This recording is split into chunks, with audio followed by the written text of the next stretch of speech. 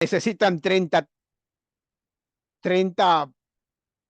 vasos, utensilios para poder dar de comer. Así se comienza ya a tener una organización mucho más compleja. Pasa a la segunda etapa de los cenobitas. Y en esta etapa, la característica más importante y que sobresale en el cenobismo es la famosa frase vita communis, o sea, la vida en comunidad. Hay que aprender a vivir en comunidad. Aparecen los monasterios, no tan espléndidos como la Edad Media, pero pequeñas chozas, de hecho de carrizos, para poder sobrevivir. Se establecen reglas, porque cuando hay personas, grupos de personas, hay que tener reglas, ¿no? Entonces, y poco a poco ya el nivel de organización avanza, se complejiza más. Aparecen ya incluso con nombres, hay nombres de órdenes y de monásticos, siendo los más importantes, por ejemplo, los benedictinos, siendo lo más sobresaliente de los benedictinos. ¿Saben cuál es lo más característico de los benedictinos? De repente escucharon por ahí. ¿Son carismáticos? Mm, no, las reglas de San Benito. ¿Ya? Son reglas bien estrictas, que si tú tenías que entrar a un monasterio benedictino, tenías que comprometerte en cumplir esas reglas. Si decía, por ejemplo, que se debía orar en toda la noche y tenían 4 salmos distribuidos en toda la noche, tenías que hacerlo. Tenías que hacerlo. Y al día siguiente, muy temprano, los cantos, la oración, el trabajo. Ya tenían también, por ejemplo, su comedor, tenían sus ambientes donde poder dormir, descansar, hasta incluso crearon su propia huerta para poder subsistir, sembrar y comer de allí. No sé si ustedes visitaron algún monasterio ya moderno alguna vez, de alguna orden. Los franciscanos en Por Lima. Ya, por ejemplo, los franciscanos en Arequipa, no sé si fueron a este tremendo monasterio de Santa Clara, ¿es, no, hermano? Santa Catalina. Santa Catalina, precioso. Yo recuerdo que yo entré ahí y recordar cómo desarrollaron su fe ahí antiguamente. Es toda una ciudad, ¿no? Tiene sus áreas muy interesantes. En Huancayo, no sé si fueron al convento de Ocopa. ¿Alguien fue al convento de Ocopa? Bueno, les animo a ir, ¿no? Porque ahí los franciscanos del convento de Ocopa en Jauja, de ahí ingresaron a la selva a la evangelización, ¿no? Siglo XVII, XVIII. Pero miren, tienen una tremenda biblioteca, tienen sala, tienen su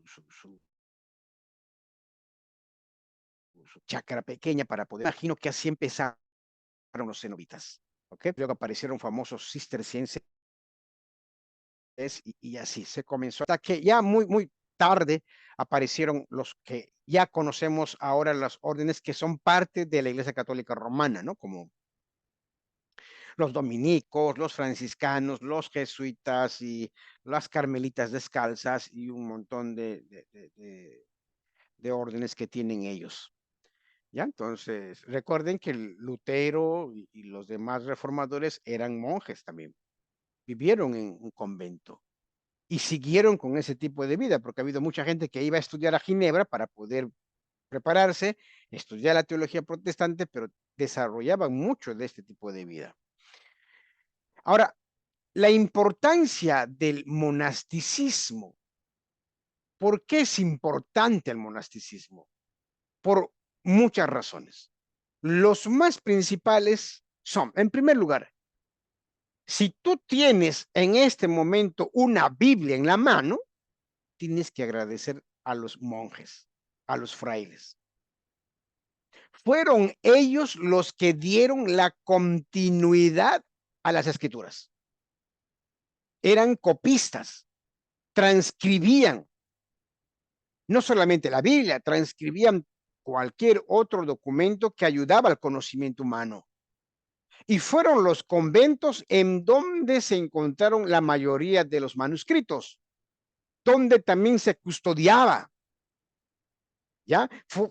Un libro había en un convento. Eso era la lógica.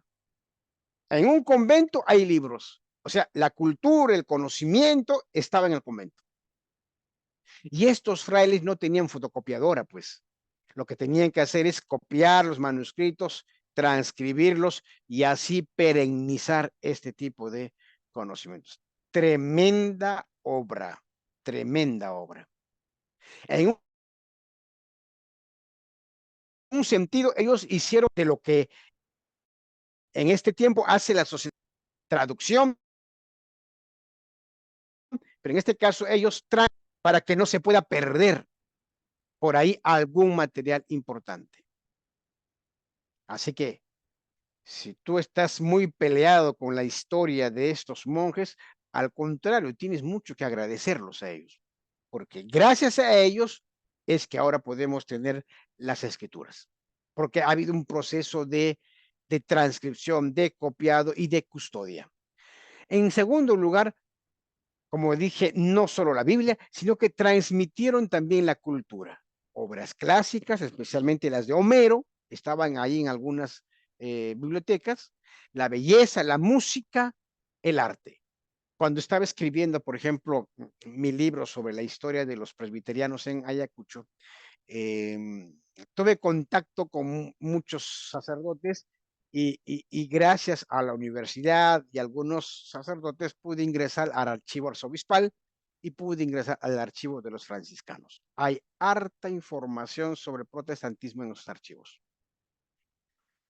Y aún sabiendo que yo era protestante, me abrieron y nos hicimos cultivamos una bonita amistad con ellos.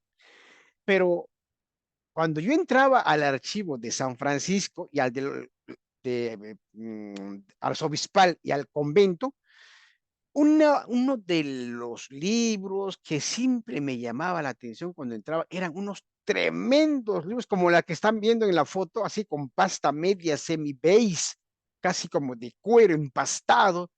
Yo dije, tanto esto, y yo una vez saqué y cuando abrí eran especies de pentagramas. Y arriba decía Salmos 4 y largo pentagrama. Y adelante Salmos 85. O sea, era así, pentagrama. Yo creo que ellos cultivaron la música, mucho de la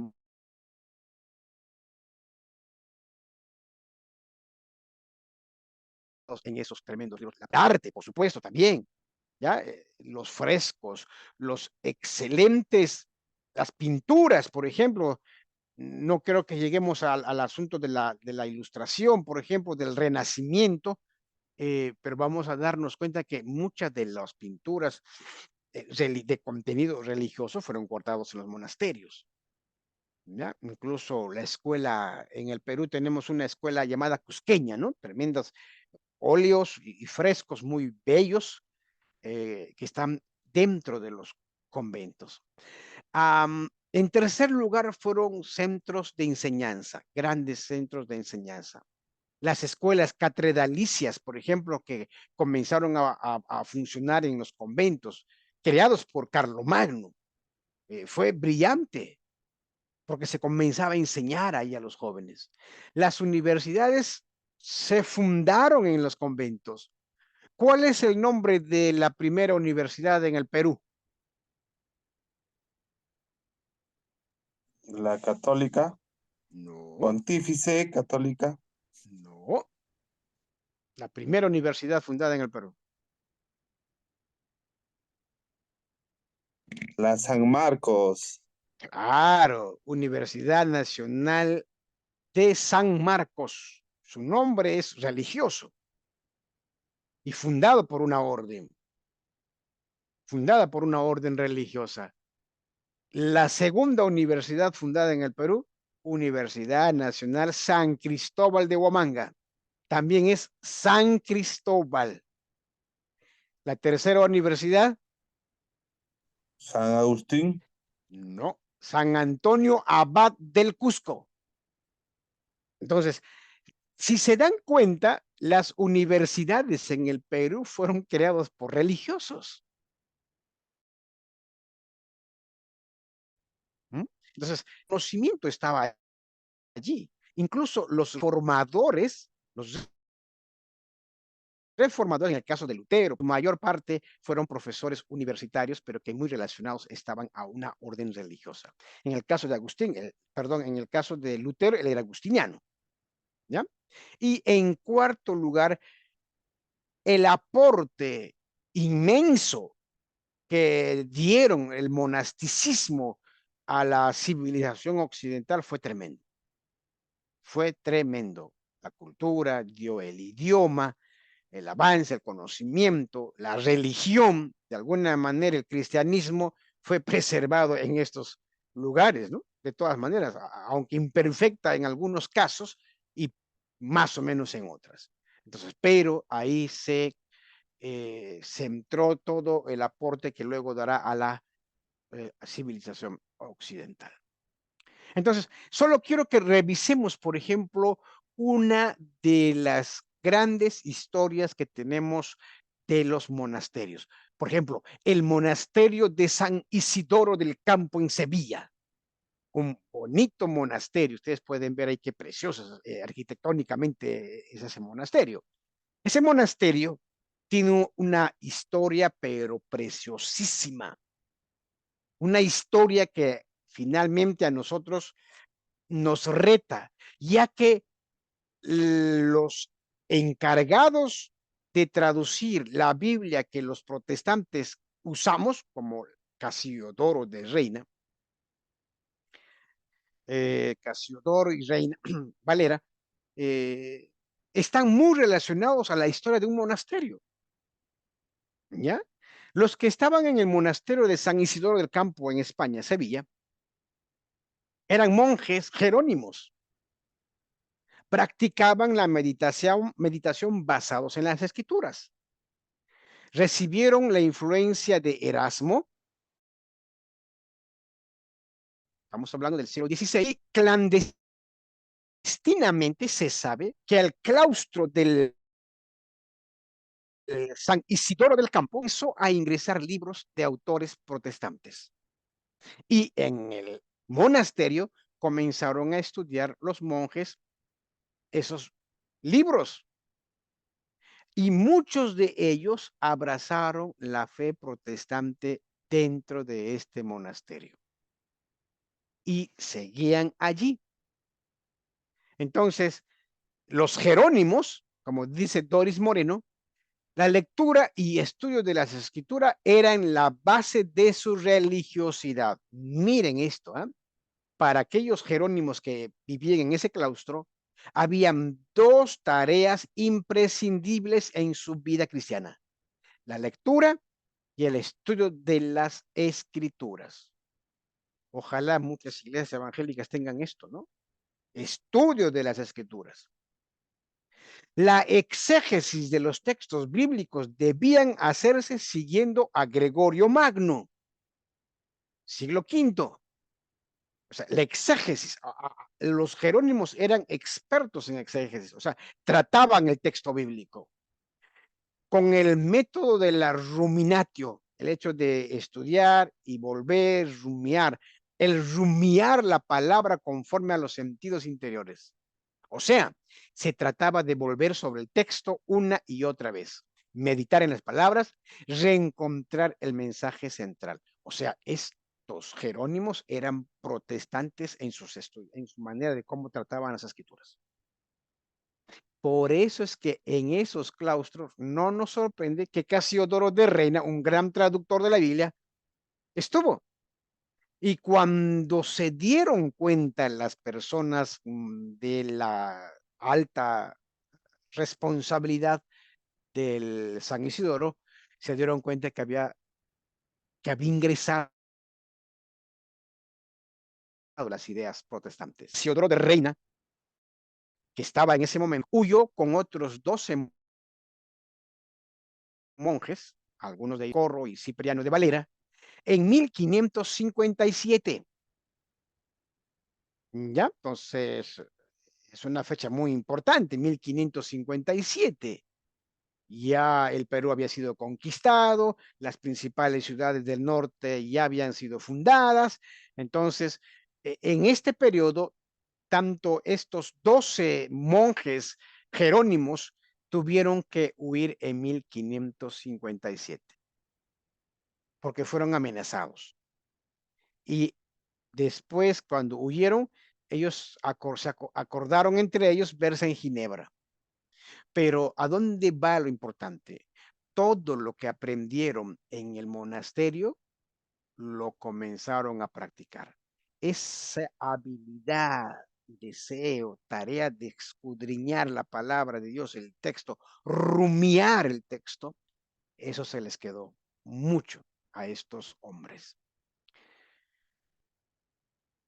La otra historia maravillosa es el monasterio de Santa Catalina en el monte de Sinaí, que pertenece a la iglesia ortodoxa, ¿no? Fue construido en el año 527. Ustedes saben la historia que ya deben conocer porque ahí se encontró el Codex Sinaiticus, escrito en griego y que databa del siglo IV. Es uno de los códices más importantes, ¿ya? Junto con el P46, el Sinaiticus y el Vaticanus, son testigos, manuscritos muy, muy importantes ahora para la traducción. ¿Ya? La historia es bien larga, solo puedo decir que por ahí visitó un coleccionista, una persona muy dedicada a los viajes y sobre todo la colección de objetos y pergaminos, von Tischendorf. Y Tischendorf llega a este monasterio en 1844, luego volvió varios, y es que él estaba detrás porque había escuchado a alguien decir que en el monasterio de Santa Catalina había un manuscrito muy antiguo y había que pedir permisos para ingresar y un montón, pero ingresó y ahí encontró pues el Codex Sinaiticus y la manera como lo encontró es una cosa muy, muy, muy, muy especial, hasta irónica, ¿no? Cuando Tischendorf entró al convento buscando a la biblioteca, visitando varios ambientes del convento, y cuando ya le llevaron a la biblioteca y estaba ahí dentro de la biblioteca, vio que en el basurero de ese ambiente habían pergaminos rotos, ¿no? Viejos, y no le prestó atención. Y siguió buscando en la biblioteca, porque eso es lo que uno podría hacer. Cuando uno va a un archivo, uno va a la biblioteca, no al basurero. Entonces, y eso es lo que hizo Tischendorf. Entonces, cuando ese tacto que tienen ahí los coleccionistas, estos viajeros, ¿no? Aventureros. Cuando estaba saliendo después de un ingreso fracasado, porque al primer día a veces no encuentras nada, dijo, voy a ver qué hay en el basurero. Y fue a ver el basurero, ¿no?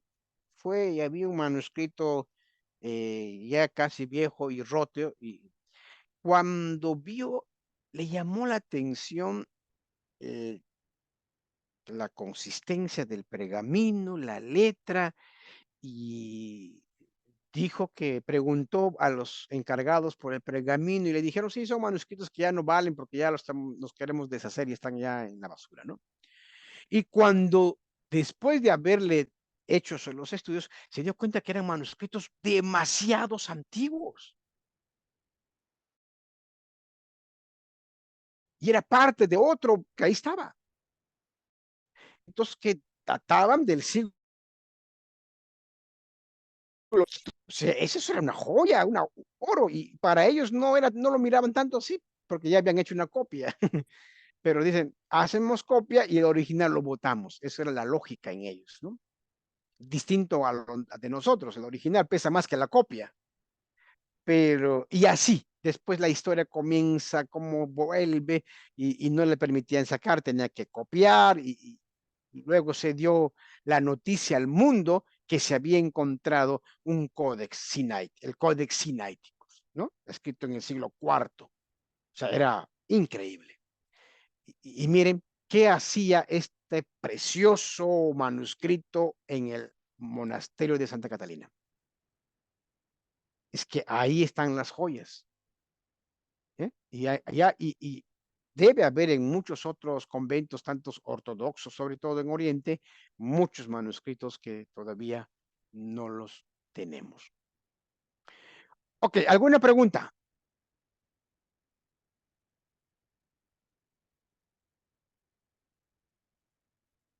¿Alguna pregunta o están ahí por lo menos? Profesor, buenas Sí, bueno, noches. buenas noches. O sea, se puede entender, había monasterios católicos como también ortodoxos. A partir del siglo XI, por supuesto, porque recién el cisma viene en el siglo XI. Gracias, profe. Ujú. ¿Algo más o todo está bien?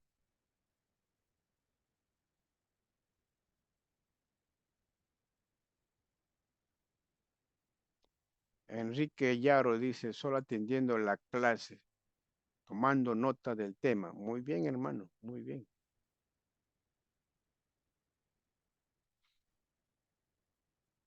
Ok, entonces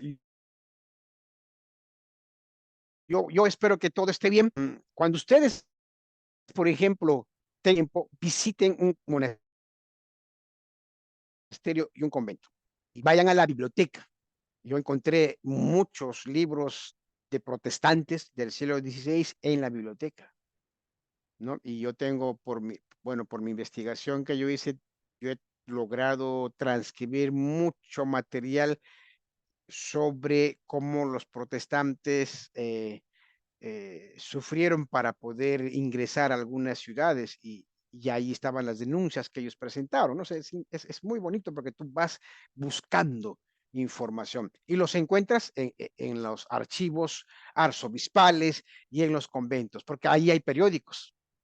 Entonces, claro, si tú estás interesado en todo eso, puedes tú visitar de una manera con interés puramente académico y anda a la biblioteca. Eso es lo más importante para poder este, aprovechar de estos espacios que muy poco a veces acudimos, ¿no? Bueno, entonces, frente a esto, porque finalmente no todo fue bueno, no todo fue bueno en esta vida monástica, porque también se llegó a momentos de degeneración. Ahí se escuchan varias historias. Yo tengo un libro, no me acuerdo, pero el libro que yo compré se llama El Inquisidor. Cuenta la historia de vida desenfrenada que se vivió en algunos monasterios. Lamentablemente, para muchas personas, esto es lo único que recuerdan, ¿no? Y por eso cuando hablan de monasterio y conventos, lo único que se les viene a la mente es las cosas negativas, ¿no? Entonces, yo creo que hay que pensar de una manera muy profesional, muy neutral. Tuvieron cosas positivas y también cosas negativas. Hablar de lo uno no te hace que estés negando lo otro. O sea, hay que hablar siempre con propiedad ambas cosas. Entonces, hubo mucho, y hubo esfuerzos por querer reformar. Y de hecho, las reglas de San Benedicto, o sea, fueron reglas que pretendían reformar la vida monástica que había caído ya en degeneración en algunos casos. Hubo al mismo tiempo personas muy dedicadas a la disciplina y a la consagración a Dios.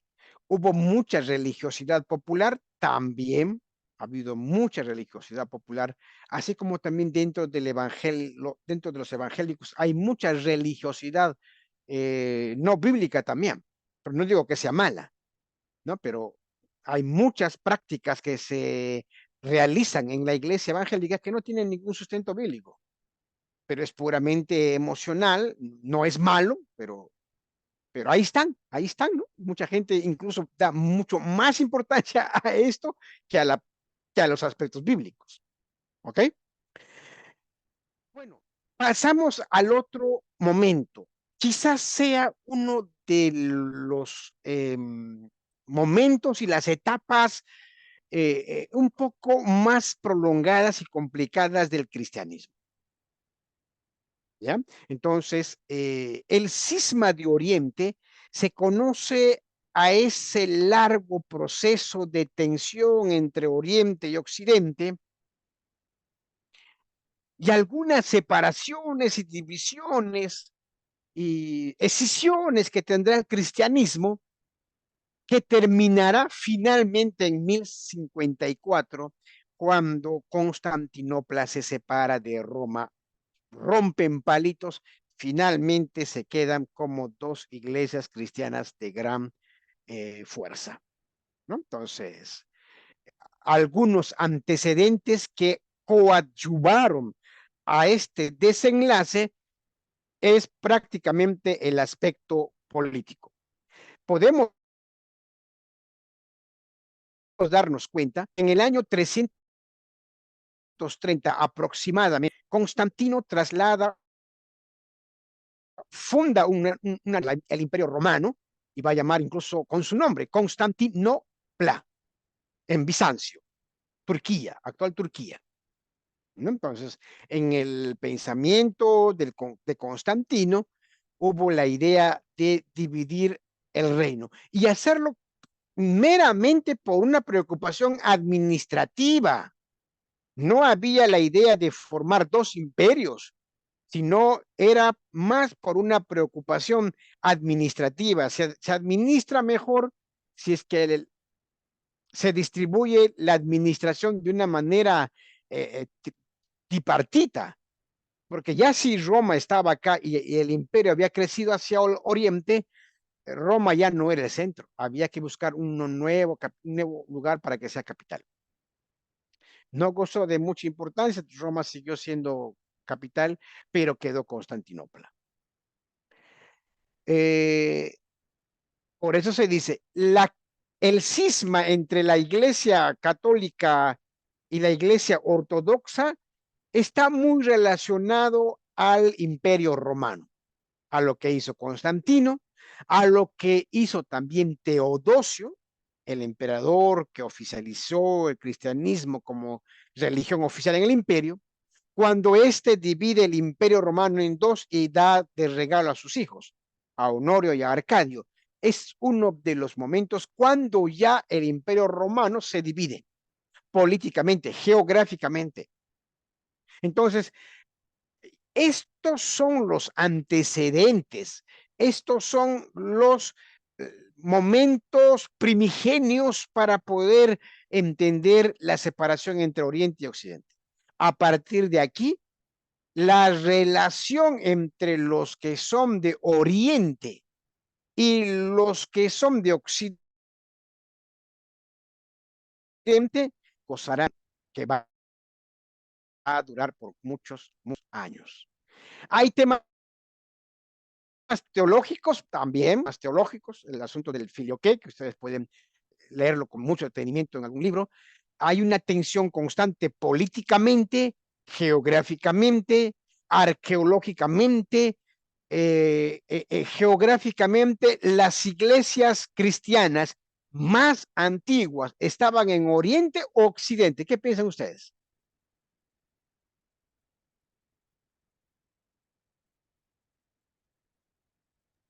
En Occidente. ¿Seguro? Las iglesias más antiguas, ¿dónde está? En Oriente, gracias hermano Llanos, en Oriente. ¿Ya? O sea, iglesias como Alejandría, Jerusalén, Antioquía y hasta el propio Constantinopla son iglesias muy antiguas.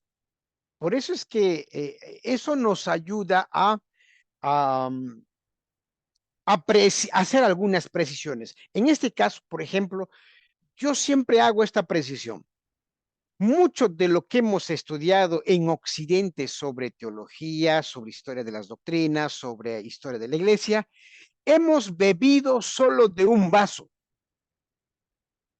Y ese vaso es la historiografía occidental, ¿no? Porque hemos analizado y hemos invertido tiempo en el estudio de iglesias que son más en Occidente. Pero no hemos bebido de la otra historia de las iglesias orientales.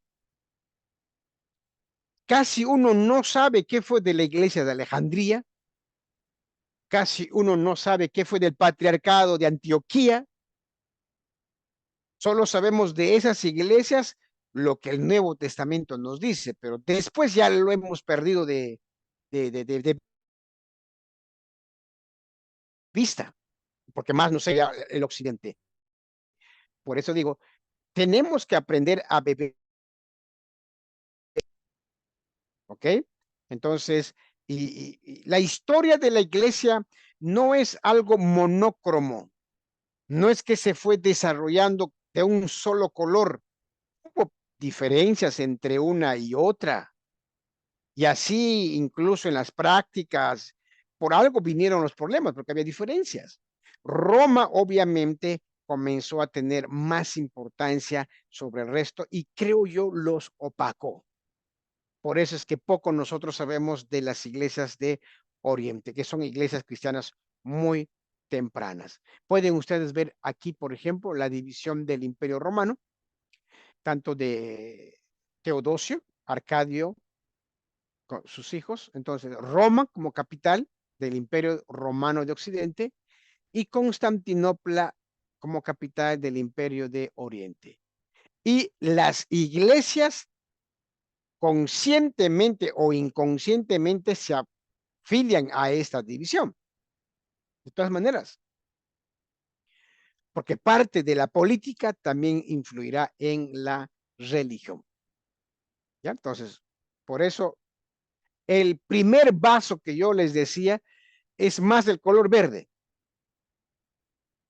¿no? Porque la historia del cristianismo y de la iglesia, nosotros hemos desarrollado más la historia de Roma, de Occidente, las catacumbas, el imperio medieval, hasta el siglo de la Reforma, Alemania y todo, hasta el siglo XVIII, XIX, el siglo de las misiones, Guillermo Carey, hasta el siglo XX, cuando el misionero que fundó mi iglesia llega a mi región. Pero la parte anaranjada, ese otro vaso, no lo hemos bebido. No lo hemos estudiado.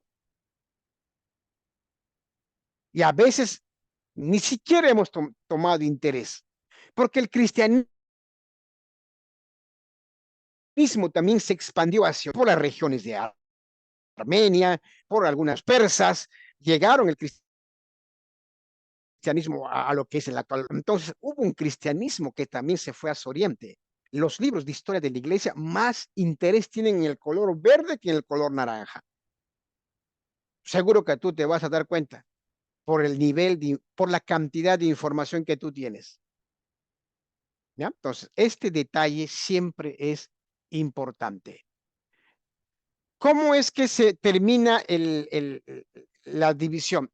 Yo creo, hermanos, eh, las primeras tentativas de división en el cristianismo sucedieron a partir del siglo V en adelante.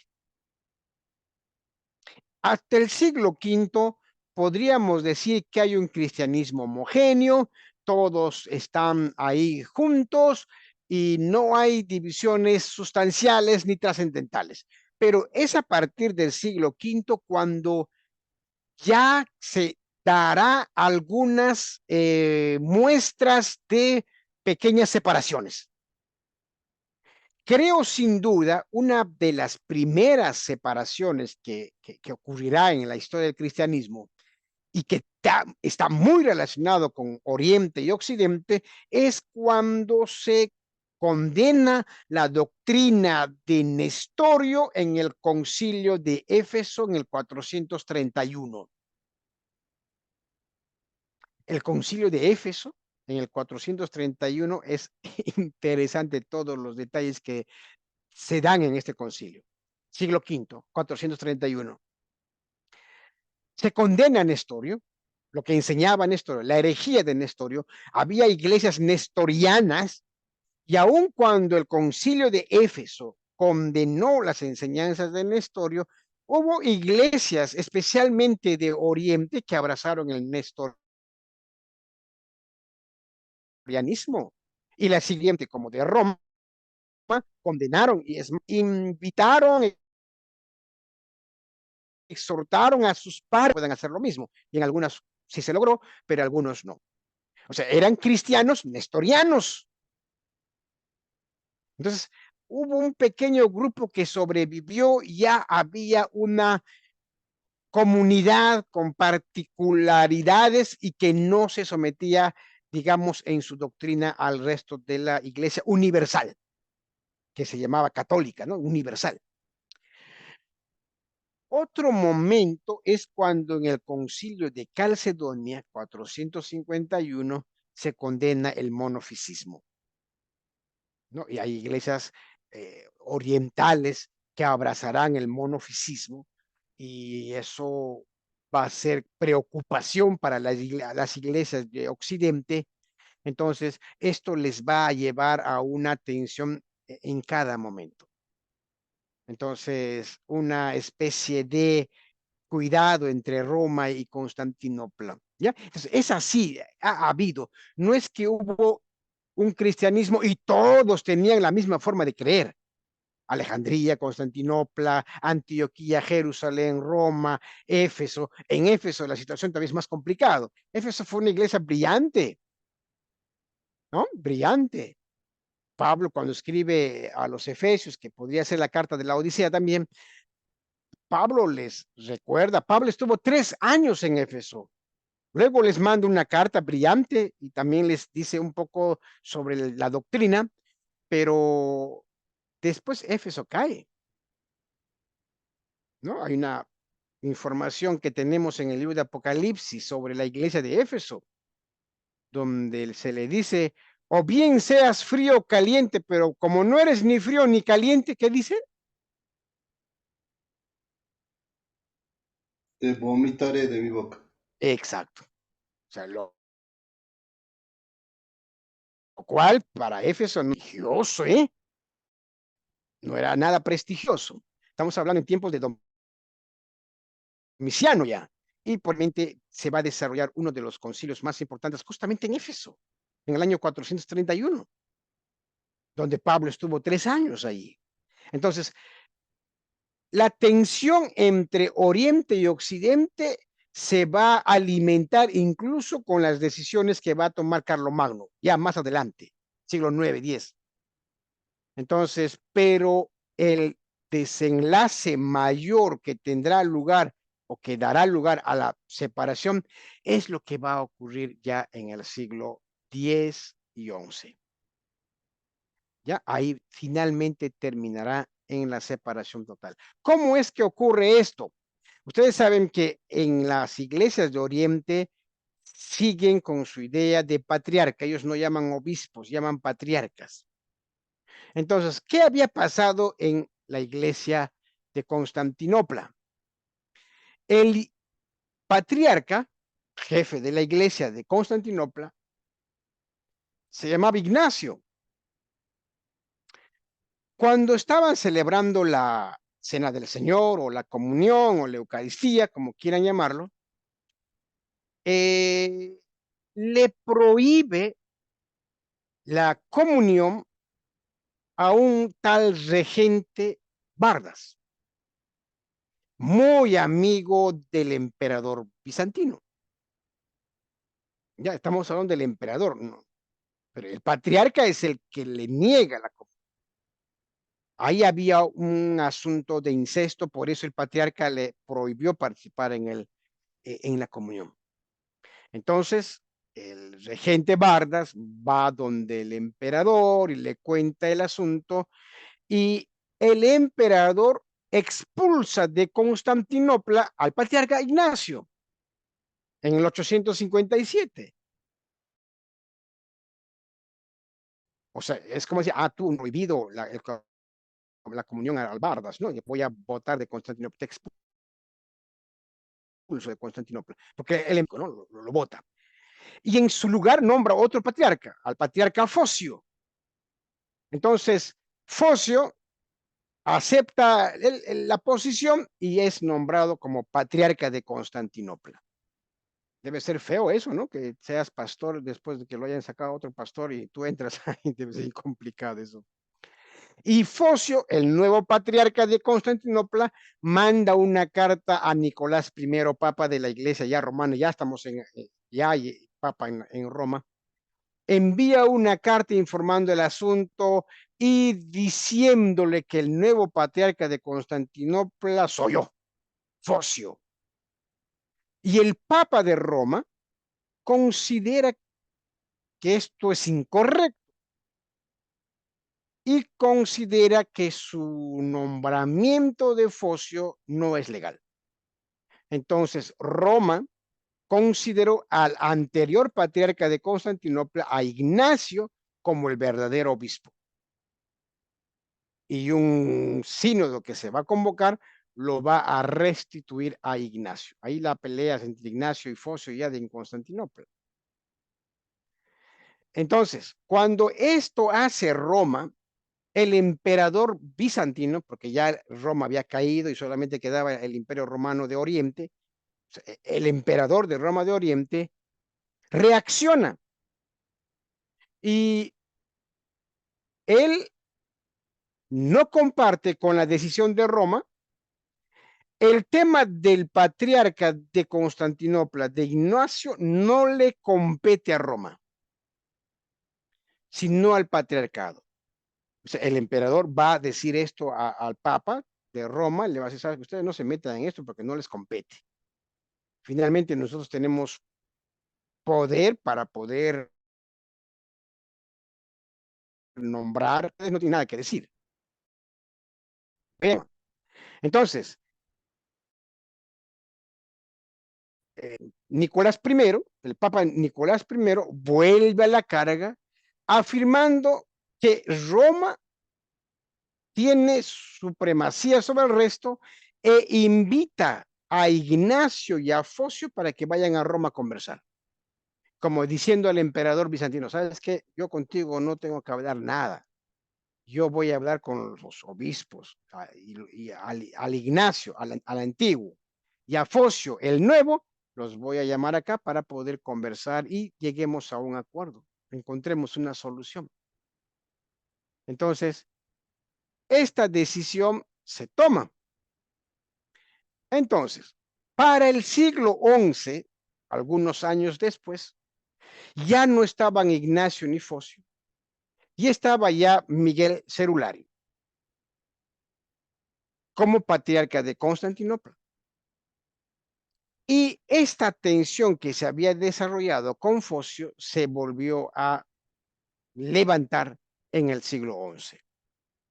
Entonces, Miguel Cerulario, patriarca de Constantinopla, comenzó a realizar algunos cambios en la iglesia ortodoxa, ordena cerrar iglesias latinas que no sigan la liturgia de la iglesia oriental.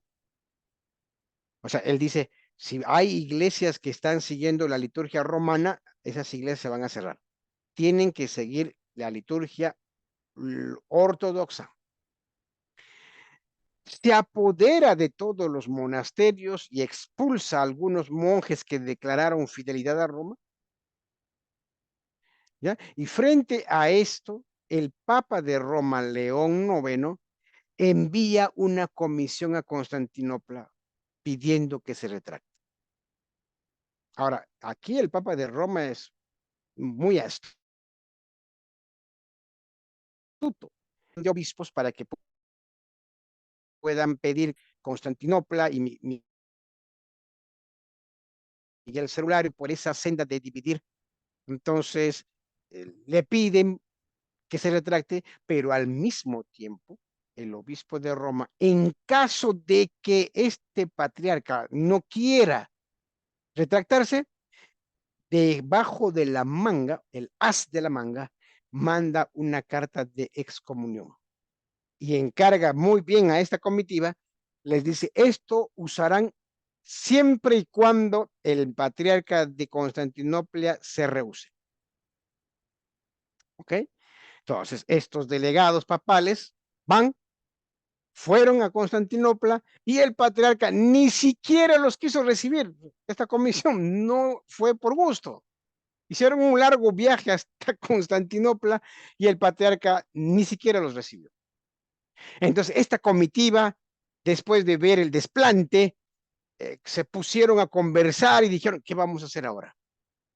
Entonces, bueno, lo que hicieron fueron a la iglesia más grande de Constantinopla, la famosa iglesia de Santa Sofía, en Bizancio, y depositaron ahí la bula de excomunión, eso que habían llevado debajo de las as de la manga, ¿no? ¿Ya? El 16 de julio de 1054, en el altar mayor de la iglesia de Santa Sofía. Lo dejaron ahí. Es como si ellos dijeran, no nos quiere recibir, se ha puesto muy especial el patriarca, ni siquiera nos quiso recibir. Entonces, bueno, ¿qué tenemos? Vamos a la iglesia de Santa Sofía, la catedral, y ahí lo dejamos la bula papal de excomulgación. 16 de julio de 1054. 10 días después, el 24 de julio de 1054, el patriarca quemaba públicamente y excomulgaba al cardenal y el cisma aquí estaba consumado. Esta es la fecha, el año cuando el cristianismo se divide. Entonces, quedaban el cristianismo católico romano y el cristianismo católico ortodoxo. A partir de esta fecha, estas dos grandes comunidades practicarán su fe cristiana de manera separada, con algunas diferencias que hay entre ellos, sobre todo en la parte litúrgica, ¿no? Entonces, más o menos sería así la idea. Hasta 1054 hemos tenido la Iglesia Cristiana Católica Apostólica, pero a partir de 1054 ya tenemos dos familias cristianas. Y obviamente en el siglo XVI se va a ver otra separación con los protestantes, pero ya del brazo católico romano, ¿no? Entonces es a partir de esta fecha cuando hablamos de ortodoxos católicos y y católicos romanos. Cuando tú decía la otra vez, creo, cuando viajen o tengan la posibilidad de viajar hacia Oriente, van a encontrar más iglesias ortodoxas, ya que son cristianos, nicenos. La mayoría de ellos aceptaron los concilios ecuménicos, los primeros concilios ecuménicos. Entonces, y son iglesias cristianas que siguen practicando algunos ritos muy antiguos, ¿no? Entonces, es aquí porque se da esta división, esta separación del cristianismo. ¿Alguna pregunta hasta aquí?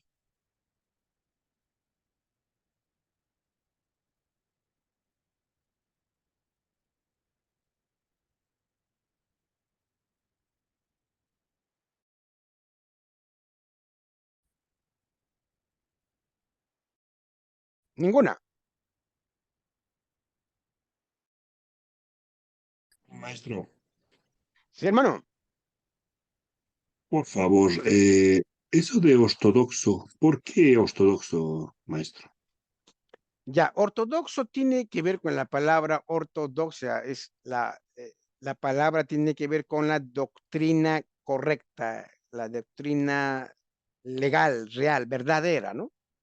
Entonces, por eso es que ellos usaron más la palabra ortodoxo. También hace alusión a llevar y creer de una manera muy rígida la doctrina cristiana.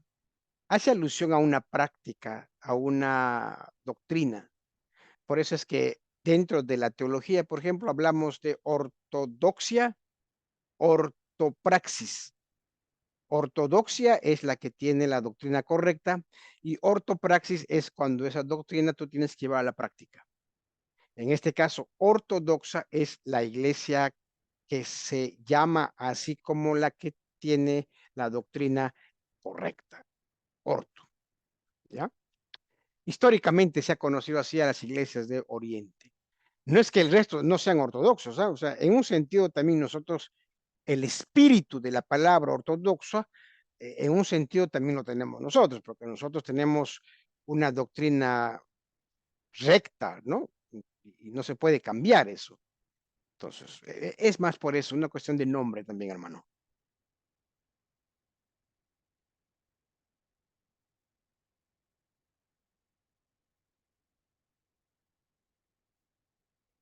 ¿Algo más? ¿Alguna consulta, alguna pregunta o algún comentario?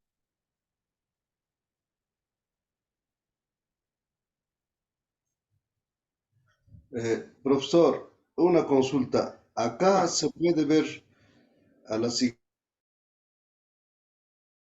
iglesias conservadoras y a las iglesias más carismáticas no ortodoxas o no. En un sentido, sí, eso va a depender de quién lo diga y cómo lo diga, ¿ya? Porque puede ser que también un carismático se sienta ortodoxo, ¿no? Puede ser, pero eso es muy ambiguo porque hasta la persona que está en el error puede decir que que está en lo correcto, ¿no? Entonces, para eso se necesita mucho conocimiento y criterio para decir que estás en lo correcto. Hay de las personas que a lo falso digan verdad y a la verdad falso. Entonces, ortodoxo, si es que uno quisiera usarlo de una manera sana, podríamos decir son aquellas iglesias que tienen doctrina cristiana correcta, que no ha sufrido ningún cambio y que practican esa doctrina correcta. Entonces, por ese lado puede ser, ¿no? Por ejemplo, en Estados Unidos hay iglesias bautistas ortodoxas, iglesias presbiterianas ortodoxas, que son personas más radicales en algunos casos. Por ejemplo, algunos de ellos no usan la Reina Valera del 60, sino la Reina Valera más antigua, ¿no? Entonces, tienen esta costumbre de ser un poquito radicales en algunos aspectos. Pero si es un asunto doctrinal, no hay problema, no hay problema. Pero si es en asuntos de práctica, oiga, yo no me voy a pelear con los hermanos si se debe usar falda o pantalón o camisa o polo, ¿no? Eh, Son conversaciones huecas, sin sentido, ¿no? Entonces, eso va a depender. A veces yo veo con mucha, hay hermanos que ponen demasiado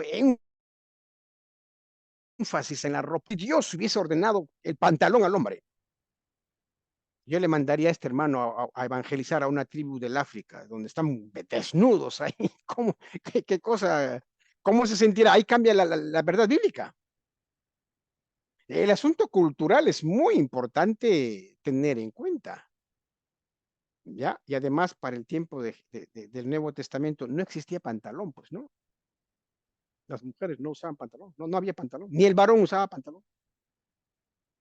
Entonces, esos detalles es muy importante. Hermano Rubén.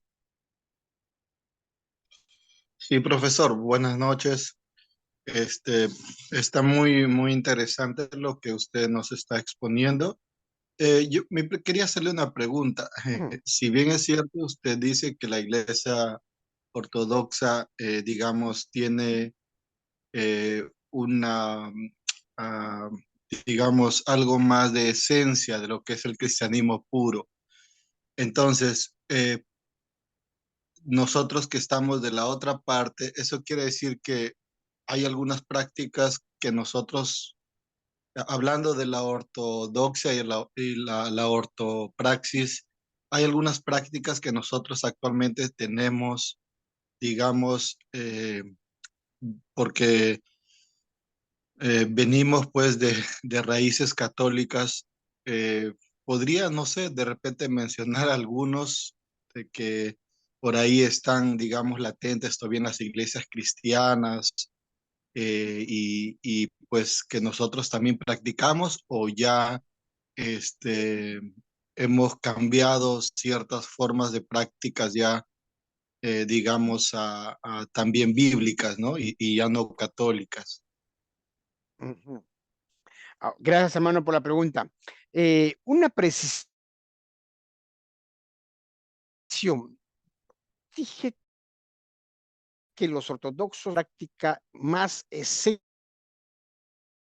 de Occidente, sino que las iglesias cristianas más antiguas están en Oriente y que las iglesias más nuevas están en Occidente, Roma, luego España y Cartago después, ¿no? Entonces, pero que ambas iglesias desarrollarán la práctica cristiana de manera diferente. Tendrán liturgias y tradiciones diferentes. Ahora, no son diferencias abismales. En la iglesia católica hay papa, en la iglesia ortodoxa hay patriarcas, ¿ya? Ahora, si a ambos, yo creo que el cristianismo llegó a ambos, ¿ya? El problema es que cómo uno lo lleva y lo practica, ahí va a estar el problema. Tenemos una nube de testigos tanto en las iglesias orientales como en las iglesias occidentales. Ocio de Córdoba fue un obispo respetado en el siglo IV, español, Ocio de Córdoba. Eusebio se refiere a este obispo de Ocio de Córdoba como honorable, un gran obispo. No estaba en Oriente, estaba en España. O sea, ha habido San Agustín, por ejemplo, también. ¿No? Entonces, yo creo que el cristianismo tiene ambas tradiciones. Por eso, al iniciar el curso dije, no tenemos que separarnos las historias. Yo creo que el cristianismo tiene estas tradiciones, tanto latina, o occidente, y oriental, de la iglesia oriental. Ahora, si usted me pregunta, ¿qué podemos aprender de ellos ahora y cómo hacer que nuestras iglesias recuperen? Uno de los aspectos que me parecen muy importantes de las iglesias orientales ortodoxas es que son iglesias confesionales. ¿Saben? Si tú vas a su culto o participas, probable es que escuches en algún momento de su liturgia enseñar o repetir al unísimo a modo de confesión de fe la confesión de Nicea o la confesión de Calcedonia, sobre todo el de Nicea o Atanasiana.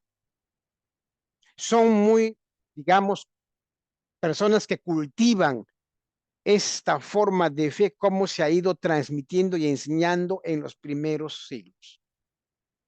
¿Ok? Eso, por ejemplo, para nosotros en este tiempo, podríamos hacernos una autoevaluación.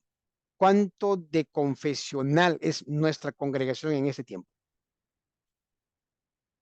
¿La iglesia sabe algo de confesión en este tiempo? ¿Conoce el concilio de Nicea? ¿Escuchó la doctrina explicada, formulada en el concilio de Nicea? Yo creo que en su gran mayoría no saben. Entonces, esto sería un gran avance que nosotros podríamos rescatar. Su liturgia, una segunda pastilla podría ser la música que normalmente ellos entonan, a veces en ritmos gregorianos y actuales, son de contenido salmódico. O sea, cantan en su mayor parte salmos, no únicamente, pero en su mayor parte salmos. ¿Ya? Entonces, esto es parte de su liturgia y habría que hacer la comparación con las iglesias evangélicas de este tiempo, ¿no? ¿Qué piensan ustedes? Les escucho también yo, ¿eh? Soy todo oído para ustedes.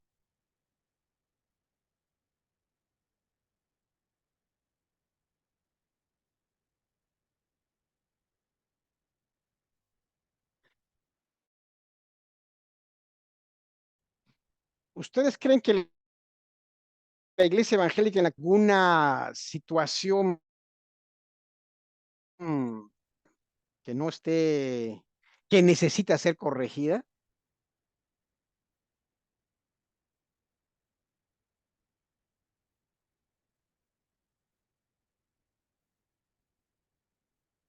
Su silencio es un sí, ¿no? Puede ser un no. Buenas noches, profesor. Hermano, ¿cómo está? Buenas noches. Claro, en los últimos tiempos sabemos de que se ha puesto bastante en tela de juicio para muchos cristianos que tienen la tecnología y escuchan, bueno, panoramas de- del internet y prédicas que van sobre el tema de los diezmos y es muy tocado en estos últimos tiempos. Y quisiera, de una manera como usted nos puede dar un panorama. Para mí, bueno, ese es el dilema que está pasando a la iglesia ahorita cristiana en los últimos tiempos. Oh, sí, hay iglesias que piden plata, ¿no? O sea, hay iglesias que roban de una manera bíblica. O sea, yo los llamo así, o sea, roban de una manera bíblica. Y eso usando la Biblia, cosa que es espantosa, ¿no? Da coraje escuchar a algunos pastores que solamente predican sobre dinero. Ahora, ¿cómo podríamos tener un buen acercamiento a los diezmos? Por supuesto que hay todo un acercamiento muy sano y positivo, ¿no? Sobre los diezmos en la iglesia, pero que no es el mensaje. El mensaje no es cuánta plata tú tienes que obligar a que los hermanos te den. El diezmo tiene su propia tratativa, tiene su propia forma de ver. Y yo creo que los diezmos, si bien es cierto, no hay suficiente base bíblica como para poder sostener que, que la gente de principio sí existe, ¿no? Algo de lo que nos corresponde, de lo que nos da. Entonces, yo creo que sí, el diezmo debe ser como como una actitud de agradecimiento, de dar a Dios lo que Él nos da para que podamos sostener la obra, ¿no? Entonces, pero no es el punto central de la iglesia. La iglesia que te pide plata, esa no, tienes que verlo con mucha sospecha. Tienes que ver con mucha sospecha. ¿Ya? Entonces, eh, hay que enseñar a la gente a dar de corazón, no por obligación. ¿Ya? Entonces, eso es como dice el hermano Rubén, el principio de dar con generosidad. ¿Ya? Y no, pero no engañemos, pues también, ¿no? O sea, si tú das 100, el Señor te va a dar 200. Tú siembras y el Señor te va a dar una buena cosecha. No, no, así no es, pues así no, no funciona así. ¿Ok? Bueno, yo creo que ya es las 9:27. Tenemos que descansar un rato. No sé si Lucas está ahí o está viendo el partido. Hoy día jugaba la 1 o Cristal, o estoy medio desinformado, creo. Muy bien, entonces, Lucas está por ahí. Hola, maestro. ¿Cómo estás, Lucas? Maestro, Primera experiencia viendo ¿va a dar un minuto de break, profesor? Sí, claro. Vamos a descansar un rato, ¿ya? manera Entonces, Ya. 10 minutos, profesor. 10 minutos, ¿ya? 10 minutos. Ok, Muy bien, hermanos. En listo. 10 minutos Ya, reingresamos a la clase. ok. Bien, copiado.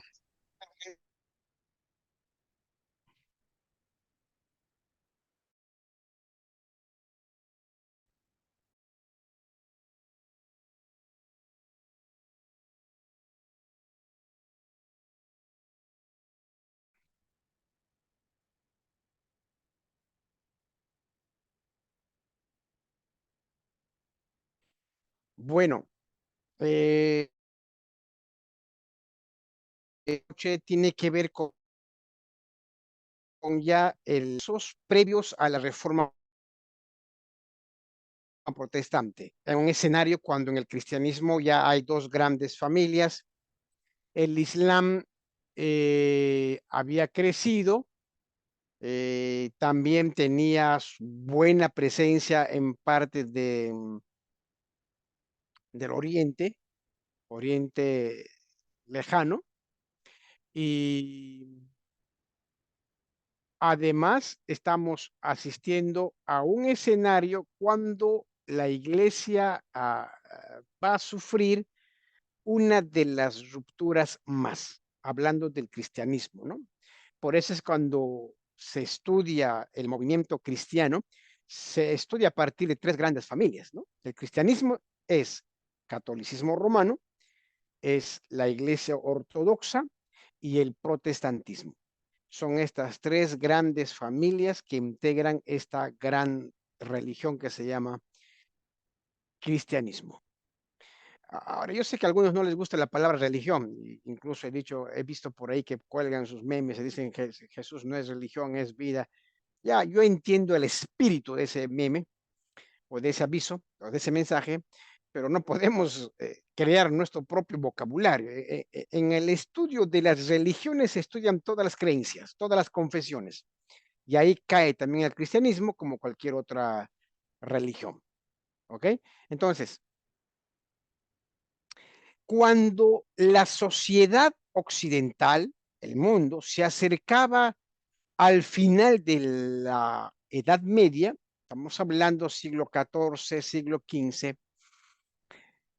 comenzarán a lucir, a florecer personas que discreparán, van a discrepar con la iglesia oficial, con la iglesia romana. ¿Ya? Entonces, esto nos ayudará un poco en Lutero, Calvino, Zwinglio, con la reforma protestante en el siglo XVI. Es que estos grandes hombres como los reformadores del siglo XVI aparezcan. Antes de ellos hubo un grupo de personajes que vivieron antes de ellos, siglos antes, que también discreparon con Roma. No solo discreparon con Roma, sino que también comenzaron a enseñar, a difundir estas ideas contrarias a Roma.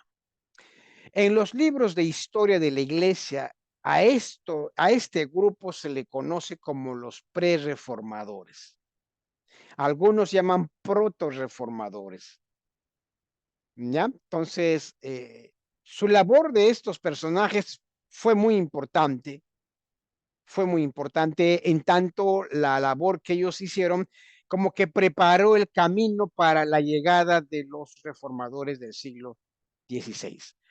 He seleccionado unos cuantos porque hay varios personajes, siendo uno de ellos Baldo, que va a ser uno de los más antiguos. Y antes de empezar con Baldo, solo quiero subrayar lo que Jorge Fischer en su libro de Historia de la Reforma menciona sobre estos pre-reformadores. Dice que él presenta dos divisiones en esta etapa. En primer lugar están los hombres cuyas enseñanzas teológicas o investigaciones iban minando el sistema tradicional. Quiere decir que hubo personas cuya creencia y luego enseñanza iban carcomiendo el sistema tradicional. En segundo lugar, no solamente eran hombres que enseñaban teología, sino que también procuradas por medio de cambios eclesiásticos. O sea, no solamente a través de la investigación, perdón, de la enseñanza teológica, sino algunos ya se fueron al extremo de hacer cambios eclesiásticos. Quizás la figura más importante aquí en este aspecto serían los iconoclastas, aquellos movimientos movidos por un ideal que les llevó a destruir todo tipo de imágenes, ¿no? Esos son iconoclastas. Piensan que destruyendo una imagen están agradando a Dios. Piensan que destruyendo una pintura de contenido religioso están agradando a Dios. He visto de mucha gente que incluso piensan en este tiempo así, ¿no? No sé si ustedes han visto. Hay gente que tiene ese tipo de pensamiento. Entonces, el destruir una imagen del catolicismo romano no nos hace mejor cristianos. ¿O sí? ¿Qué piensan ustedes? ¿Se imaginan si ellos hacen lo mismo con nosotros? No, entonces, habría que ver aquí una especie de tolerancia. Hubo personas siempre radicales en este aspecto también.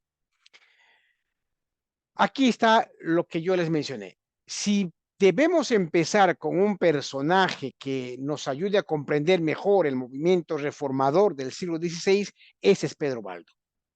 Pedro Baldo es todo un personaje. ¿Ok? No sabemos cuándo nació, pero sí sabemos cuándo murió. Probablemente será muy complicado dar con la fecha de nacimiento porque nació como todo una persona incógnita, como todos, pero ya por sus hechos y sus aportes fácil saber la fecha. Lo que llama la atención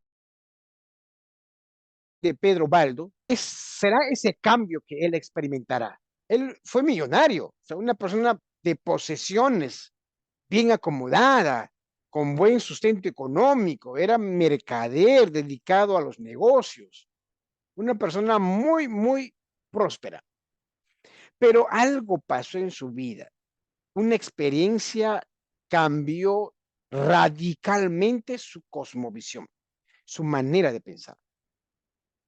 Muchos aluden a que fue cuando Baldo leyó Mateo 19:21 que le ayudó a partir de ese texto a realizar un cambio en su vida. Entonces, en él se puede ver muy claro los efectos de la conversión. Uno podría decir, pero Pedro Baldo, con toda su riqueza, pudo haber seguido siendo cristiano, pero acomodado. No.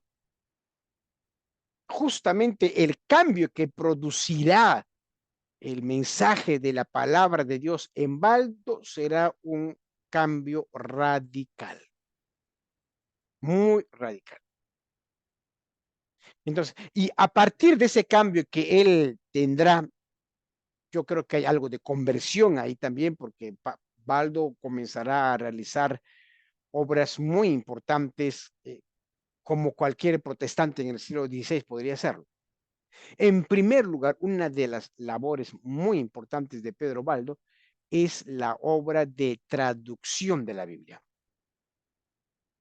Él contrató a 2 personas para que le traduzcan la Biblia. Probablemente él no dominaba los idiomas originales, pero sí tenía dinero. Sí tenía dinero. Entonces podía tranquilamente contratar a algunas personas para que le puedan hacer la labor de traducción. Y lo logró. Es que hizo copias y distribuyó Biblias. Baldo comenzó a distribuir algunos ejemplares de la Biblia. Esto es una práctica protestante, ¿no? El distribuir Biblias fue una práctica protestante. Nuestros primeros evangélicos de la primera generación, estos colportores que se llaman, realizaron esta labor. El distribuir Biblias, el vender Biblias, el regalar Biblias, la labor de colportaje. Fue hecho por protestantes, labor protestante, pero Pedro Baldo ya lo hacía. Esto en el siglo XIII, o sea, en 1200, ahí es muy temprano. que en el siglo XII alguien esté distribuyendo Biblias, eso sonaba como amenaza. Eso significaba declarar la guerra. Primero que la Biblia no debía estar en la mano de todos, eso es muy claro. Pero Pedro Baldo acercó las escrituras a mucha gente. Otra característica de Baldo es que era un gran predicador. Ya comenzó a predicar, tenía ciertos dotes de predicador. Ya, entonces, creo que aquí es donde Pedro Baldo logrará desarrollar su mejor característica, ¿no? El de predicar y el de distribuir. Sus seguidores, que más tarde formarán una especie de cofradía o de comunidad cristiana, serán llamados los pobres de Lyon. Pobres haciendo voto a la pobreza. Él cambió su vida. También se les llama valdenses. Y hay iglesias valdenses hasta hoy en día. Imagínense, los valdenses con este tipo de doctrinas de distribuir, de circular las escrituras, están teniendo ya anticipadamente conducta y práctica protestante. Entonces, estos valdenses que de alguna manera comenzarán a reunirse bajo las creencias de Baldo. Entonces, pero estamos en 1215. Muy temprano. Entonces, los valdenses son grupos religiosos que por su momento de nacimiento, 1200, cuando llegue la reforma protestante en el siglo XVI, los valdenses serán absorbidos por la doctrina protestante. Fueron absorbidos por el protestantismo. Y aquí los valdenses recibirán una fuerte influencia de Bullinger, teólogo calvinista, muy profundo en su conocimiento, especialista en su manejo de las escrituras. Bullinger será pues uno de los teólogos importantes también en el siglo XVI. Este movimiento calvinista reformado de Bullinger son los que absorberán a los valdenses. Obviamente hay valdenses con otros énfasis también, hay valdenses metodistas, por ejemplo, ¿no? Entonces, ahora hay valdenses con distintos énfasis, pero sin duda alguna, el trabajo hecho por Pedro Baldo como que comenzó a preparar el terreno para lo que vendría después.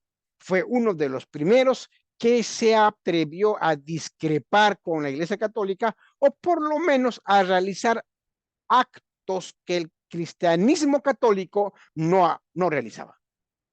Distribución de Biblia, traducción de Biblia, predicación, cosas que son muy importantes. Por ejemplo, este es un escudo valdense. ¿Ya? Lux lucet in tenebris. ¿Alguien que dice? Está fácil, ¿no? El latín.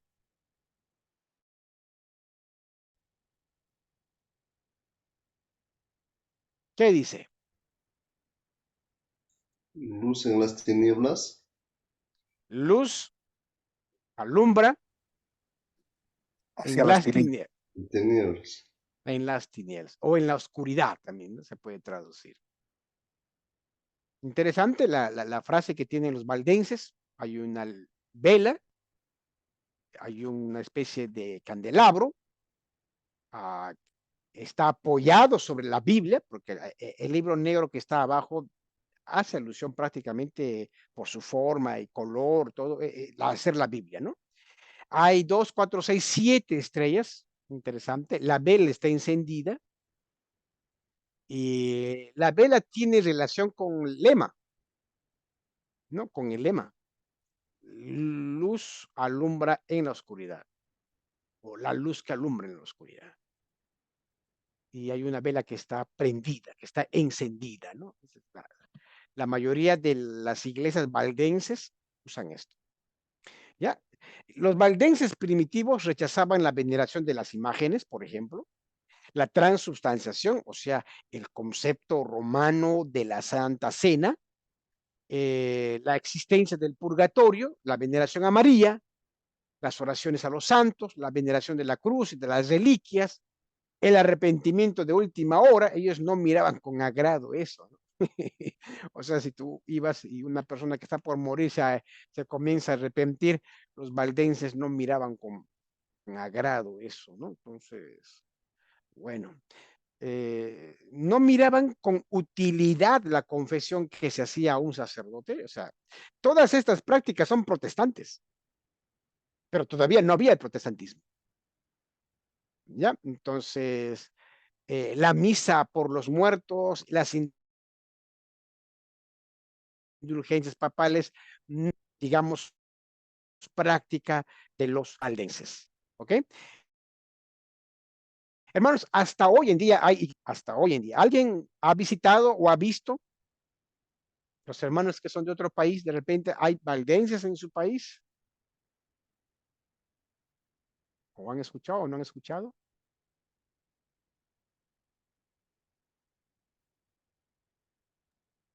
No he escuchado. Primera vez que... Ok. Ya. En el país de Arequipa, ¿qué dicen?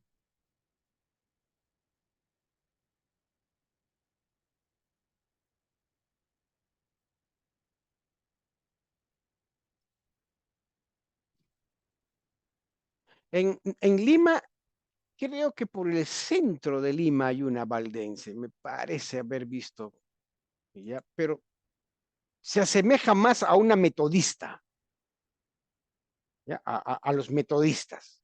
Incluso en Europa hay iglesia metodista valdense, ¿ya? Entonces, y, y forma parte de toda esta tradición también protestante. Yo escribí un artículo que fue publicado en Chile el año pasado, este año, y el título del libro era Historia de los presbiterianos reformados, calvinistas, valdenses. Y hacen alusión a eso porque es una de las denominaciones protestantes ya que es más antigua que el protestantismo. Ya, por eso los valdenses hay que mirarlos con respeto. ¿Ya? Entonces, pero la labor de Pedro Baldo, sin duda alguna, fue una obra muy, muy importante. Wycliffe, yo creo que John Wycliffe ya conocen gran parte de su historia de Wycliffe. De Wycliffe es una obra muy, muy sustancial. Lo que me gusta de Wycliffe es que era un hombre muy preparado, muy preparado. Estudió en la Universidad de Oxford. ¿Ya? Entonces, esta gente era estudiosa y eso debe inspirar a la iglesia cristiana evangélica a que también estudie la palabra de Dios. Hay gente que no quiere estudiar, pero quiere predicar. Esa ecuación es malísimo y peligroso. No digo que solo los que estudian deben predicar. Yo creo que los que predican mayormente deben sentir la responsabilidad seria de prepararse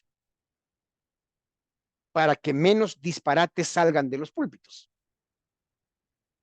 Cuando uno escucha un púlpito en estos días, uno no sabe si renegar o salir por todas las cosas que uno habla y escucha en el púlpito, ¿no? Es increíble.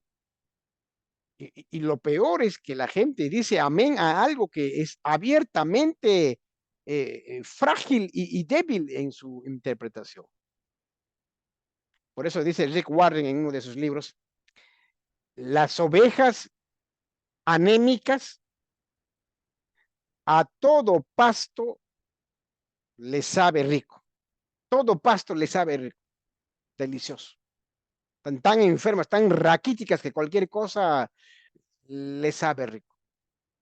Y lo mismo se puede aplicar en la iglesia, ¿no? Hay hermanos muy raquíticos y enfermos en la iglesia que cualquier cosa que escuchan, amén. O sea, su necesidad es tan terrible que con cualquier cosa se contentan. Y esa es una realidad, hablando de lo que el hermano me estaba preguntando hace un rato, ¿no? Una de las críticas de la iglesia evangélica en ese tiempo. Cuando un hermano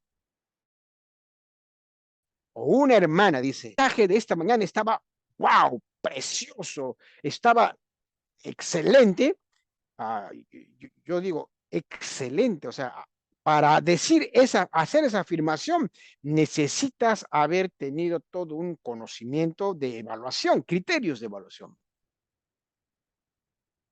Porque cualquier cosa no puede ser excelente, ¿no? Entonces, creo que al final uno va a tener que,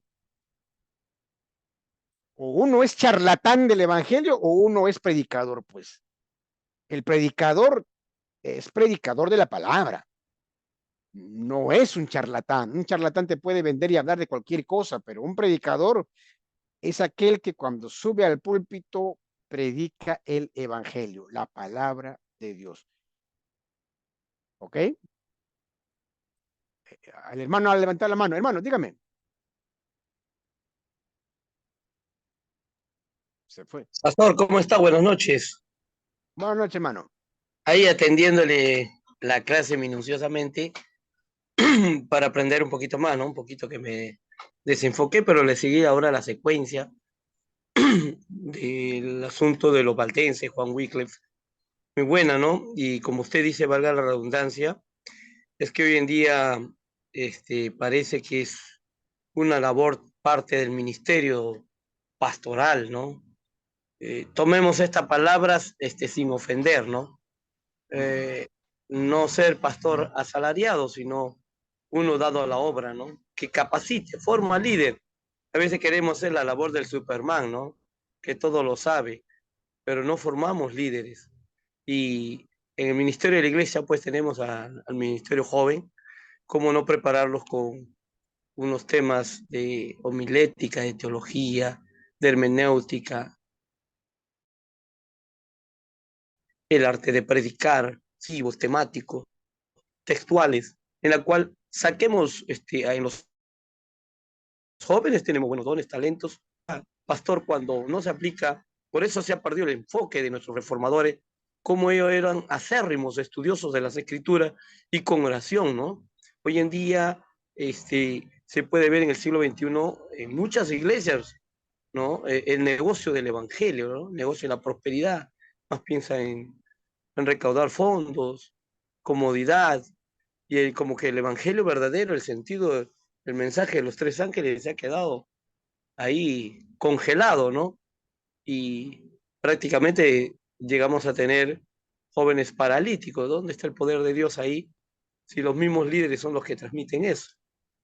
Entonces, cuán importante esta clase que usted nos está dando, ¿no? Porque nos reactualiza, nos reafirma la fe en el sentido, en el conocimiento, nos imbuye en el sentido de ponernos en la situación de estos reformadores para ser aún todavía, ¿no? Portadores del Evangelio. Eso es muy bueno, profesor, y yo estoy agradecido porque lo que usted habla, tomemos con humildad, no son cosas vacías, fofas, sino cosas que tienen mucho que ver para formarnos como verdaderos siervos y teólogos del Señor. Ok, hermano, gracias por sus palabras. Hago una precisión y termino con Wycliffe. La precisión es, la mayoría o gran parte de estos personajes fueron excelentes predicadores. No porque hacían llorar a la gente, sino porque su trabajo bíblico era entendible. Eran personas que zambullían en la palabra de Dios y presentaban el mensaje. Por eso es que cuando uno es predicador, seas pastor o no, Tienes que recordar, en el púlpito es Cristo y no tú. Amén. Tú no eres la luz. Hay una sola luz. Y esa es la luz que tiene que brillar. Nosotros los que predicamos los domingos solamente somos instrumentos, nada más. Hay de aquel instrumento que se cree la luz, ¿no? Entonces, ese es un riesgo y peligro que hay que evitar. Termino con Wycliffe. Hay actitudes y decisiones que Wycliffe tomará que le van a costar la vida. Definitivamente. La fe te va a exponer muchas veces a eso. La vida cristiana muchas veces te va a llevar por sendero muy peligroso, por senderos muy oscuros, que hasta incluso peligrará tu vida. ¿Ok? Pero una cosa es morir por la fe y otra cosa es morir por tu fe. ¿Ok? Entonces, hay gente que a veces sufre por su propia irresponsabilidad y culpa a Dios de eso. Eso no es sufrir por el evangelio. Miren, Wycliffe se oponía a la autoridad del Papa. Eso es protestantismo. O sea, no entendía, no cabía en el pensamiento, en la doctrina de Wycliffe, la figura del Papa. ¿Ok? O sea, y de hecho, textos sobran, o sea, no hay la presencia del Papa pues, en la doctrina cristiana. Escribió en contra de la doctrina de la transubstanciación. Entre paréntesis, Wycliffe simpatizaba más con lo de los símbolos. Ustedes saben que dentro de la concepción o dentro de la eclesiología hay varias maneras o acercamientos para entender la cena del Señor, para interpretar la cena del Señor. ¿No? La transubstanciación, y la presencia espiritual real en la cena. Hay mucho que discutir. Tu denominación debe tener una de ellas y debe tener, ¿ok? Entonces, pero criticaba la interpretación católica de la cena del Señor, o sea, la transubstanciación, ¿ok? Y iba más por lo de la cuestión del símbolo a lo Zwinglio. Además, Wycliffe afirmaba la autoridad exclusiva de las escrituras. Esto es clave, porque también será la misma estructura teológica que tendrá Lutero. La autoridad de las escrituras es clave para un cristiano evangélico. La Biblia no es cualquier cosa, es la palabra de Dios. Su trabajo de traducción también de latín al inglés es increíble, es una obra muy importante. Por todas estas cosas, a Wycliffe se le ha llamado la estrella matutina de la Reforma. Ya en él podemos ver este principio de la Biblia como la única regla de fe y práctica. Fue quemado, fue colgado y su cadáver fue exhumado y quemado, sus cenizas arrojadas al río. O sea, Wycliffe falleció de una manera tan posterior, al querer vengarse de este protestante, ni su cadáver le dejaron en paz porque lo sacaron y lo quemaron, ¿no? Juan Hus, el otro personaje que sí fue, y creo que hay películas de Juan Hus, él fue condenado y quemado vivo, ¿no? Y hay películas que hemos visto de Juan Hus de Bohemia, de República Checa, ¿no? Lo mismo que Wycliffe creía en la autoridad de la Biblia, predicaba ya en él un concepto eclesiológico más protestante alemán, ¿ya? Que la verdadera iglesia era la invisible. Y que todos los que pertenecen miembros. Y hablaba no muy buenas cosas de la iglesia romana. ¿Ya? Incluso la iglesia romana para Hus no era una iglesia cristiana, ¿no? La verdadera iglesia de Cristo es porque Cristo es la única cabeza de la iglesia, no el Papa. Hay algo de las enseñanzas de Wycliffe en Hus también. En el caso de Hus, predicó contra el abuso del clero y la autoridad papal. O sea, anticlerical, definitivamente. Y en el discurso Hus afirmaba que Jesucristo era la verdadera piedra y no Pedro. Y decía que el Papa, con su corrupción y sus muchos pecados y errores, era la encarnación del anticristo. Esto era bien fuerte, ¿no? Y casi la mayoría de los protestantes del siglo XVI y XVII tendrán esta manera de interpretación. Compararán al Papa con el anticristo. Definitivamente acá es un error, ¿no? Porque el Papa no va por ahí el anticristo, ¿no? Hay interpretaciones que te ayudan a pensar. Y es que hay gente que ve anticristo en todo lado, ¿no? Esos evangélicos que dijeron, Hitler es el anticristo, el Papa es el anticristo, Putin es el anticristo, todos son anticristos. Al final, un montón de propuestas y al final nada es. Mejor hay que reservarse muy bien y hay que pensar con mucha prudencia. Esto de ir al concilio de Constancia en donde le costará la vida. Hermano, sí, dígame. Pastor, disculpe que corte la hilación del tema y Juan Hus, ¿no? Bueno, yo sí puedo afirmar teológicamente, pastor, de acuerdo a las profecías de Apocalipsis capítulo 14, ya 13, 17, si no me equivoco, acerca de la bestia, ¿no? Dan todas las características, nuevamente con otros textos más, resumiendo la palabra vicario da exclusivamente, ¿no?, al poder del Papa, el dominio, ya ese es otro tema. Por eso ¿por qué cree usted que los reformadores, muchos de ellos siendo grandes teólogos, cuando dijeron la verdad, fueron quemados, torturados, decapitados, justamente porque ellos sabían bíblicamente como teólogo, al estudiar pues los originales, pudieron comprobar que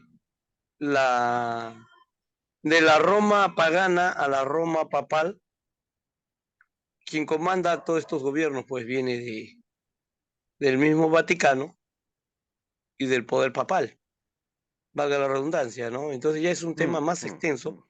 Por eso cuando estudio a Wycliffe, Juan Hus y los grandes reformadores, yo me adhiero a la filosofía, al criterio de ellos, porque cuando ellos sustentan esto, pues siempre vamos a descubrir que el clero católico siempre va a querer distorsionar la verdad, pintando pues que los poderes del 666 es Estados Unidos, es el Líbano, el Oriente, y desviando la verdad, ¿no? Porque no les conviene, porque ellos son los que manejan el cuerno pequeño si estudiamos lo que son las profecías, ¿no? Bueno, una breve acotación, no mencionando muchos textos por el tiempo, porque quisiera seguir escuchando de Juan Hus. Sí, ok. Sí, hermano, gracias por su opinión. Lo que yo puedo decirles a partir de la opinión del hermano, hermano, su micrófono está prendido. Ok, gracias. Ya les dije para estudiar Apocalipsis, por lo menos hay 3 escuelas de interpretación. Y una de las más populares y poco serias es lo que el hermano ha dicho. Pertenece a una escuela de interpretación mayormente profesada, Asamblea de Dios y algunos bautistas. Hay otras también interpretaciones con respecto al Apocalipsis.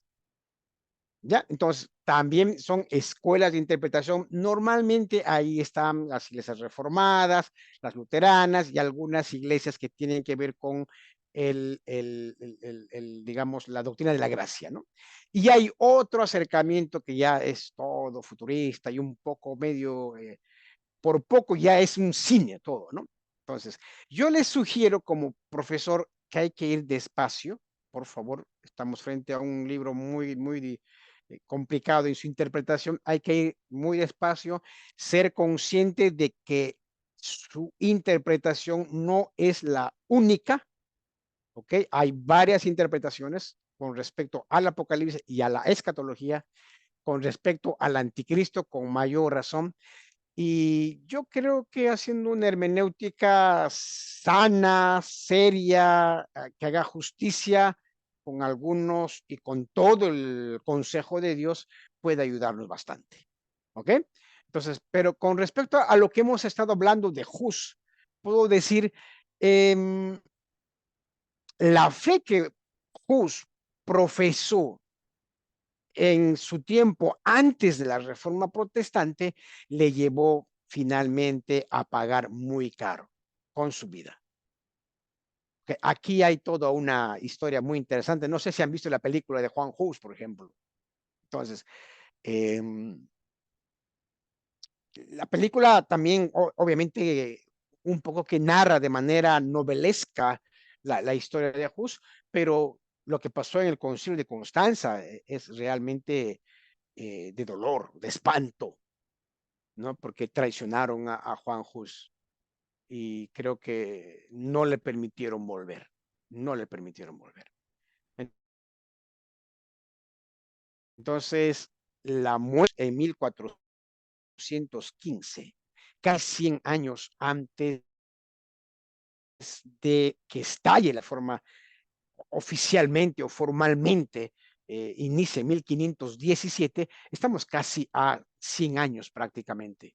¿Ok? Entonces, esto le ayudó bastante a que Hus sea mirado como una persona que derramó su sangre por pensar de una manera diferente a Roma. Y le costó. Termino con este dominico Savonarola, excelente predicador. En Florencia, él demostró sus dotes de predicador, llenaba iglesias, dice, y predicaba contra no solamente los males eclesiales, o sea, el abuso papal, el abuso de los sacerdotes, sino también el abuso social, los males sociales. Por ejemplo, condenó la corrupción de los Médicis, toda una familia noble de Florencia, que tenía el poder social en sus manos, de mucha influencia en la sociedad, pero que al mismo tiempo de mucha influencia mala, ¿no? Entonces, predicó en contra de ellos. O sea, era una voz, como decían los misiólogos, una voz profética. ¿Ya? Su conciencia que estaba, digamos, movida por la palabra de Dios, le llevaba a condenar el abuso, venga de donde venga. Si viene de la iglesia, condeno. Si viene del rey o del príncipe, también lo condeno. Predicaba la gracia salvadora, se presentaba como el enviado de Dios y además Savonarola tenía, no sé si puedo llamar defecto, pero Savonarola dice que miraba muchas visiones y un día se levantaba y miraba y ¿no? También tenía sus lados deficientes Savonarola. Como parte de esta actitud, en el 1497 él va a realizar la hoguera de las vanidades en Florencia, donde va a quemar objetos numerosos, objetos de lujo. ¿Ya? Entonces, eso que es una, puede ser un estorbo para la vida del creyente.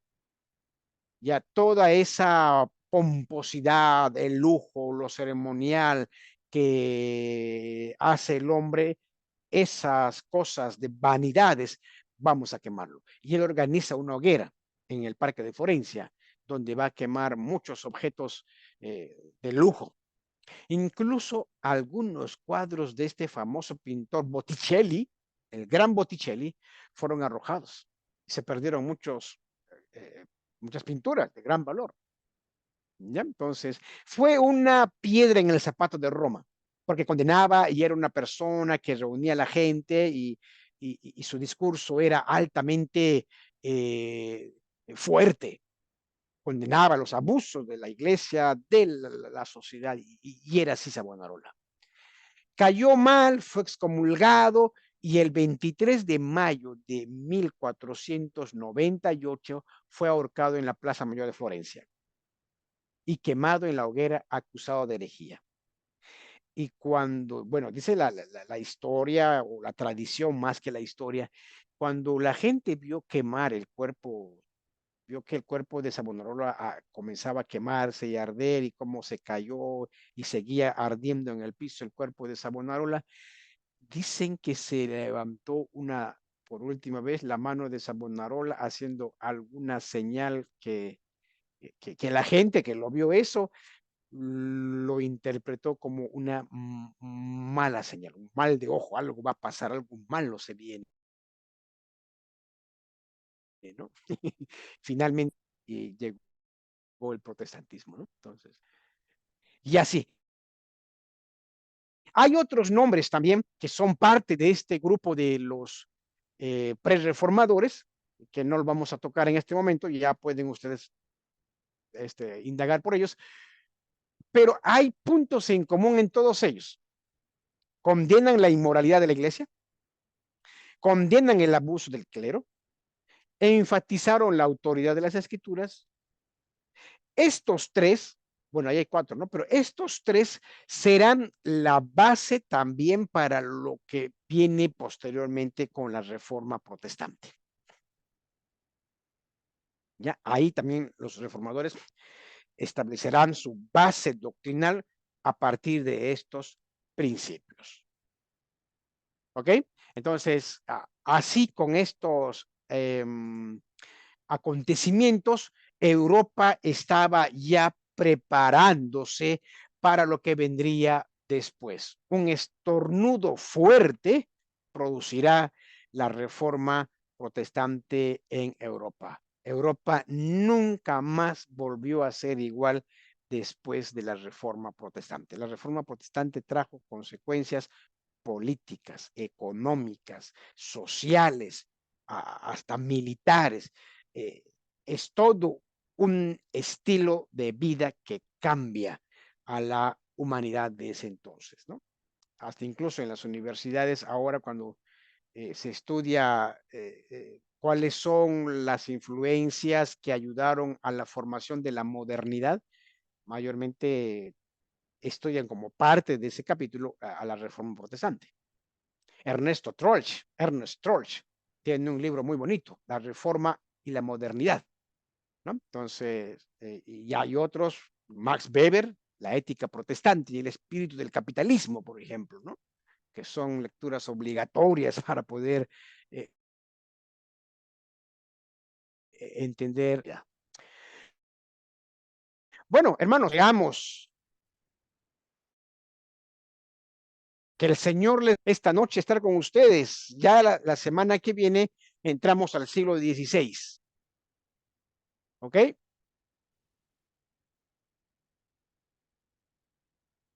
No sé si hay algo más, Luquitas. Bueno, profesor, sobre el balotario. No me he Oh, olvidado ya. todavía. Que el Ya, Señor tenga, el Señor muestra piedad. gracia, profesor. No, sí, sí, sí. Misericordia quiero, no sacrificios, profe. Ya, sí, sí, sí, sí. Todos los textos que hablen de gracia, es cierto.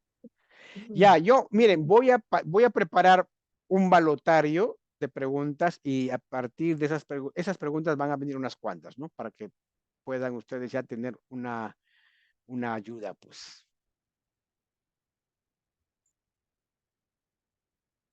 ¿Está bien, Lucas? Yo preparo un Sí, balotario sí, quizás de 20 preguntas y 10 sí. vienen de esas 20. ¿Está bien? Claro, claro. Está bien, profesor. Está perfecto. Está perfecto. Ya, Estoy seguro que los hermanos están muy contentos por esa noticia también. ya, ok, ok. Espero Sí, que sí. Sí, profesor, estamos esperando. Ya están esperando. En la sí, semana sí. Celebrado elaboro por fiestas patrias. por fiestas patrias. Muy bien, hermano. Está bien. Ya, pues así quedamos entonces, ¿eh? Sí, quedamos. Profesor, acabo de ver sus libros y tengo una buena idea de parte suya que me está enseñando. Veo que todos sus libros están cubiertos con bolsas, ¿no? O un Sí. envase.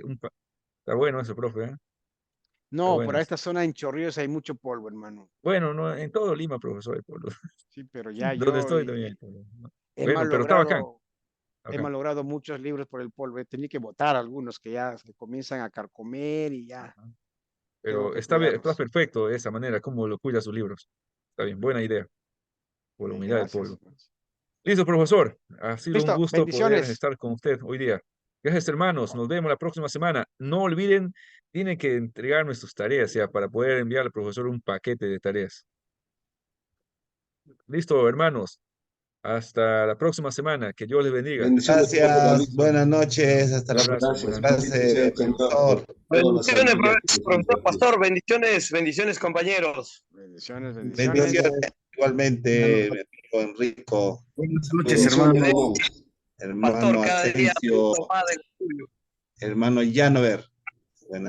Buenas noches con todos. Bendiciones, Rubén Llano, anda a Hermano cenar. Lucas, ayer en la madrugada le envié mi tarea. ¿Lo Sí, recibió? hermano. Está bien. Chévere. Listo. Ya lo vi, su tarea. Está bien, Vamos al correcto. hechicero. Hermano Lucas, ya conversaré con usted también, acá el hermano Enrico. Y hermano, envía sus tareas, por favor. Gracias. Sí, Nos vemos. y aparte estamos, como estoy revisando exámenes también de los alumnos, estoy atendiendo la clase, escribiendo, revisando examen, registro, Ya, hermano. haciendo para no perder la clase. Perfecto, hermano. Listo. Nos estamos viendo la otra semana Hermano y no Lucas, olviden hacer sus tareas. para todos son la gracia, ¿no? Son la gracia.